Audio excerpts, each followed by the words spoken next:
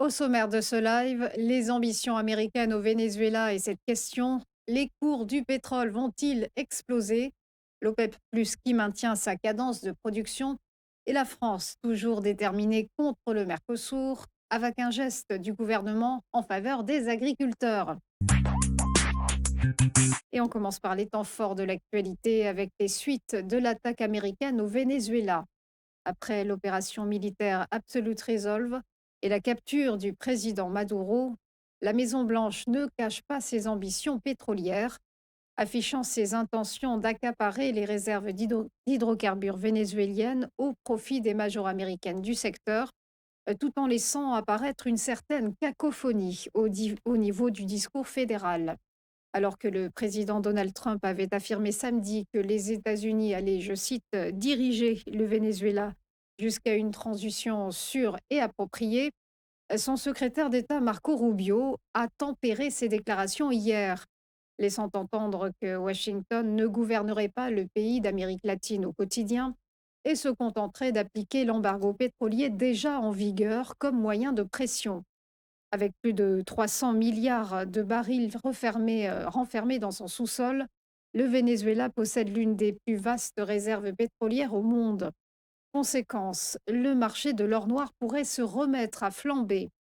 Selon certains analystes, une hausse des cours du brut de l'ordre de 10 à 20 serait envisageable.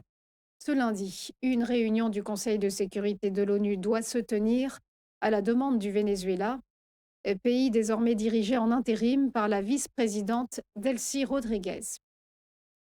Et c'est dans ce contexte que l'OPEP Plus a indiqué maintenir une production stable au premier trimestre. Le groupe de producteurs, dont le Venezuela est membre, a pris cette décision dans un climat de tensions internes entre l'Arabie saoudite et les Émirats arabes unis. Depuis avril 2025 et jusqu'à décembre, l'Organisation des pays exportateurs de pétrole et ses alliés avaient relevé leur cadence de production d'environ 2,9 millions de barils par jour, soit près de 3% de la demande mondiale d'or noir. En 2025, les cours du brut ont subi leur plus forte perte annuelle depuis 2020, chutant de moins 18%, dans un contexte marqué par les conflits, la hausse des droits de douane, l'augmentation de la production de l'OPEP+, et les sanctions contre la Russie, l'Iran et le Venezuela. Et on termine avec le geste du gouvernement en faveur des agriculteurs. Alors que la crise de la dermatose bovine se poursuit, Sébastien Lecornu a annoncé hier que la France allait bloquer l'importation de certains produits d'Amérique du Sud. Sont concernés les denrées alimentaires contenant des résidus de substances prohibées en Europe, tels que le mancozeb, le glufosinate et le thiopanate méthyle. Concrètement, les avocats, pommes, agrumes, raisins, mangues et goyaves d'Amérique du Sud ne pourront plus entrer sur le territoire et remplir les étals de nos marchés. Dans les prochains jours, un arrêté fixera ces interdictions pour lesquelles l'Hexagone doit encore obtenir le feu vert de la Commission européenne.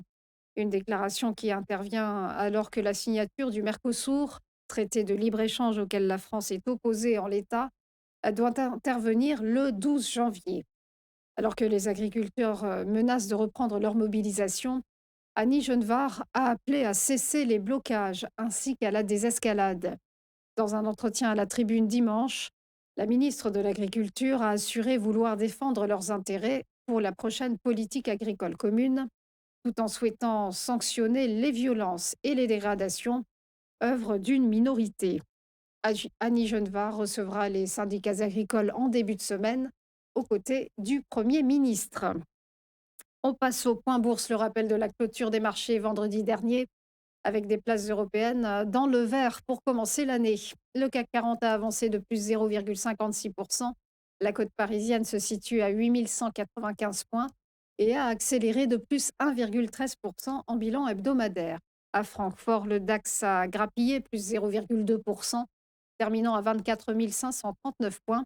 Et sur l'ensemble de la semaine, la cote allemande est montée de 0,82%. Même gain journalier à Londres, le FTSE a pris plus 0,2%, il s'établit à 9 951 points et trajectoire analogue, encore une fois, à celle du DAX en rythme hebdo. L'indice s'est étoffé de plus 0,82%. On notera que le FTSE a atteint un pic historique en séance à 10 046 points.